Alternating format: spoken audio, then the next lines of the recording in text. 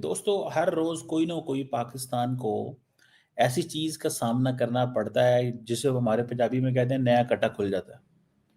ठीक है जी। ये फॉर्मर एक सीआईए ऑफिसर हैं। ये अक्सर मीडिया हाउसेस को इंटरव्यू देते रहे हैं, जो क्लेम करते हैं वो पाकिस्तान में रहे, वो अलकायदा को पकड़ रहे थे, ये करते रहे, वो करते रहे। कभी वो आईएसआई की तारीफ कर देते हैं, कभी वो इंडिया की तारीफ कर देते हैं, कभी पाकिस्तान के खिलाफ बोल देते हैं, कभी हक में बोल देते हैं। तो हर ग्रुप जो है वो उन्हें अपने मकसद के लिए इस्तेमाल कर लेता है। मिसाल के तौर पे जब वो सीआईए की तारीफ करेंगे और आईएसआई की तारीफ करेंगे तो दैट इज लाइक, यहाँ पे जो लोग हैं वो कहेंगे देखो ये एक अमेरिकन है, आईएसआई की तारीफ कर रहा है। इंडिया को उन्होंने इंटरव्यू दिया है इस भाईजान ने। इनका नाम है सीआईए भाईजान का नाम है जॉन किराकू। ठीक है जी। और ये इज द गाय। ये इन्होंने एएनआई को इंटरव्यू दिया।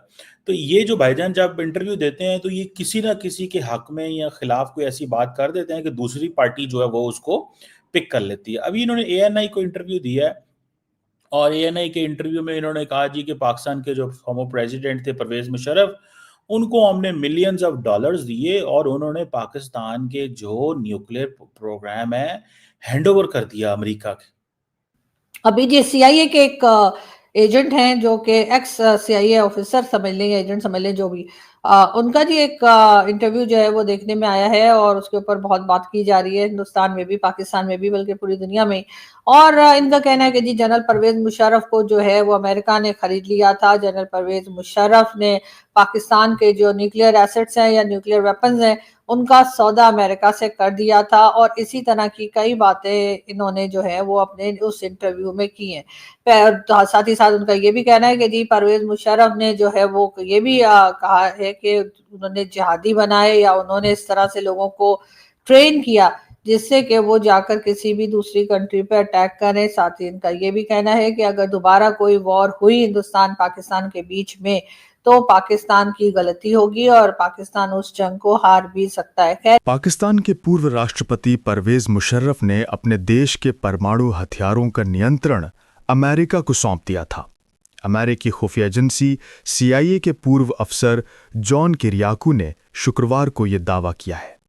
किरियाकू ने कहा कि अमेरिका ने मुशर्रफ को लाखों डॉलर की मदद के जरिए खरीद लिया था। उनके शासनकाल में अमेरिका को पाकिस्तान की सुरक्षा और सैन्य गतिविधियों तक लगभग पूरी पहुंच थी। उन्होंने कहा, हमने लाखों डॉलर की सैन्य और आर्थिक मदद दी, बदले में मुशर्रफ ने हमें सब कुछ करने दिया। किरियाकू ने यह बयान न्यूज एजेंसी एएनआई को दिए इंटरव्यू में दिया। उन्होंने ये भी कहा कि मुशर्रफ ने दोहरे खेल खेले। उन्होंने एक तरफ अमेरिका के साथ दिखावा किया और दूसरी ओर पाकिस्तान की सेना और चरमपंथियों को भारत के खिलाफ आतंकी गतिविधियां जारी रखने दिया। पूर्व सीआईए अधिकारी ने यह भी खुलासा किया कि पाकिस्तान के परमाणु वैज्ञानिक अब्दुल कादिर खान को अमेरिकी कार्रवाई से बचाने में सऊदी अरब का अहम रोल था।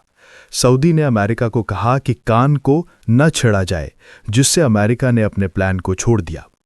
किरियाकू ने अमेरिकी विदेश नीति पर भी सवाल उठाया और कहा कि अमेरिका लोकतंत्र का ढोंग करता है, लेकिन वास्तव में अपने स्वार्थ के अनुसार काम करता है। उन्होंने ये भी बताया कि सऊदी और अमेरिका का रिश्ता पूरी तरह लेनदेन पर आधारित है।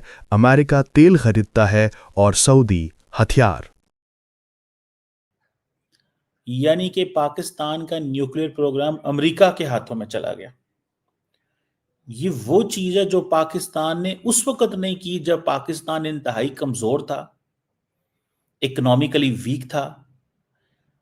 आप कभी अमेरिकन की कन्वर्सेशन सुने जियाउल हक के साथ, उस वक्त बेनजीर भुट्टो और नवाज शरीफ के टेन्योर में। अमेरिकन ये भाई साहब तो 5 मिलियन कुछ मिलियंस डॉलर की बात कर रहे हैं। The Clinton administration is on record saying that we will give $5 billion to Pakistan in case Pakistan does not detonate its nuclear weapons। जब इंडिया ने मई 11 या 13 मई को उन्होंने 5 न्यूक्लियर धमाके किए थे, अमेरिकन $5 अरब दे रहे थे और वो मुशर्रफ साहब जो है उसको कुछ मिलियन डॉलर दे रहे थे, तो न्यूक्लियर वेपन उनके हवाले कर दिया। मतलब वो कह रहे हैं हमने मुशर्रफ को खरीद लिया। ठीक है, मैं ये समझता हूं कि फौज जो होती है ना, जो those who are people in power, they do so much. ठीक है, देखिए मुशर्रफ का प्रॉब्लम क्या था? मुशर्रफ का प्रॉब्लम ये था कि Musharraf did not have an internal legitimacy. He needed an external legitimacy to to be relevant internally. So when the governments are not internally legitimate, because he was a dictator, तो dictator को तो घर में तो सारे उसके खिलाफ हैं, तो उसको क्या चाहिए? उसको अमेरिका का ठप्पा चाहिए होता है. इत्तेफाक से अमेरिका को अफगानिस्तान में आना था, हालात ऐसे पैदा हो गए, मुशर्रफ रेलिवेंट हो गया. इमेजिन करें ना, 1990 कू के बाद से लेके 2022 तक मुशर्रफ का क्या हाल था, और 2002 तक मुशर्रफ का 1 तक 2 तक क्या हाल था? कोई हाल नहीं था बेचारे का. ठीक है, वो मुश्किल में था. ये तो 9/11 हो गया, पाकिस्तान की रेलिवेंस फिर बढ़ गई, मुशर्रफ साहब ने शरांगा मानिए शुरू कर दी, और वो सारा कुछ जो है वो हो गया. अब ये भाईजान कह रहे हैं कि हमने कुछ मिलियन डॉलर दिए. ये मैं सुनाता हूं इनको आपको. ये कह रहे हैं हमने कुछ मिलियन डॉलर पाकिस्तान को दिए उन्होंने, यानी कि 5 अरब डॉलर दे रहा है America bill Clinton, Nawaz Sharif को कि तुम न्यूक्लियर धमाके ना करो इन रिस्पॉन्स टू इंडिया, और उसने नहीं लिए, और मुशर्रफ ने कुछ मिलियन लिए. ये जरा सुनिएगा, फिर मैं आपको थोड़ा बताऊं. What you just described. But the Pakistanis in the intervening years, and remember, I was there 23 years ago. Over the last 23 years, the Pakistanis have come to say that is absolutely not true. The United States has nothing to do with the Pakistani nuclear arsenal. That Pakistani generals are the ones that control it. So I don't know if that's true, then I would be very worried about who is in charge politically in Pakistan. No, You know, for example, Imran Khan. I can't believe that I forgot his name. who's in jail? A popular who's in leader jail? Yes, yeah, Right, and still wildly popular. wildly, yeah. He told us when he was still the prime minister, he said, listen, I've got this political situation here domestically. I'm going to start blaming you for everything. And the ambassador laughed and said, we get blamed for everything anyway, so we don't care. So everything that happened, it was the United States' fault. And it was the U.S., they turned their backs on us. And the U.S. अब देखिए ना, ये जो बातें कर रहा है कि जी इंडिया, अब ये देखें, ये दोनों बातें कर गया. ये देखें कितना स्मार्ट बंदा है, ये CIA का है. ये बातें कर गया. अब पाकिस्तानी क्या कर रहे हैं? पाकिस्तानी इसका ये क्लिप चला रहे हैं कि जनाब देखें, इमरान खान ने देखें अमेरिका को ब्लेम किया था, इमरान खान ने देखा अमेरिका को. इंडियंस क्या कर रहे हैं? इंडियंस चला रहे हैं जनाब, वो देखें जी पाकिस्तान ने तो कुछ मिलियन डॉलर्स के लिए न्यूक्लियर वेपन ही बेच दिए थे, हमने तो मुशर्रफ को खरीद लिया था. दोनों पार्टियों के साथ खेल गया वो.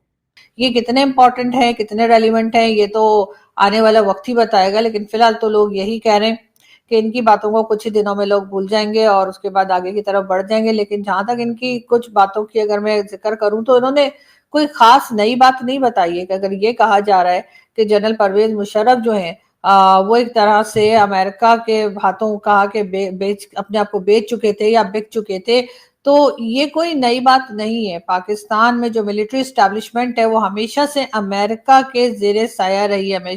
हमेशा से हमने यही देखा है कि पाकिस्तान की जो मिलिट्री एस्टैब्लिशमेंट है उसको हमेशा से अमेरिका ने सपोर्ट किया है, उसी को आगे रखा है, और सिविलियन गवर्नमेंट को किसी किस्म की कोई सपोर्ट भी कभी भी अमेरिका की तरफ से नहीं मिली.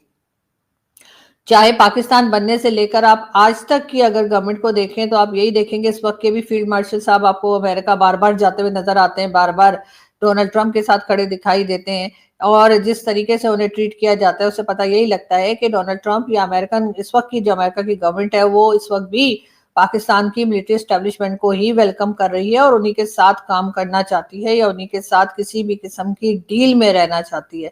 जॉन किरियाको 2007 में तब सुर्खियों में आए जब उन्होंने CIA के टॉर्चर प्रोग्राम का खुलासा किया. इसके बाद उन्हें 23 महीने की जेल हुई, लेकिन बाद में उनके खिलाफ सभी आरोप वापस ले लिए गए. उन्होंने कहा, मुझे अपने फैसले पर कोई पछतावा नहीं है, न कोई अपराध बोध और न ही कोई शर्मिंदगी. किरियाकू ने यह भी कहा कि भारत ने हमेशा सीमा पार से हुए आतंकी हमलों का सख्त जवाब दिया है. 2016 की सर्जिकल स्ट्राइक, 2019 की बालाकोट एयर स्ट्राइक और हाल ही में पहलगाम हमले के बाद हुआ ऑपरेशन सिंदूर इसका उदाहरण है. उन्होंने कहा कि भारत ने पाकिस्तान को साफ चेतावनी दे दी है कि वो अब किसी भी तरह की परमाणु धमकी से नहीं डरेगा और किसी भी उकसावे को सहन नहीं करेगा।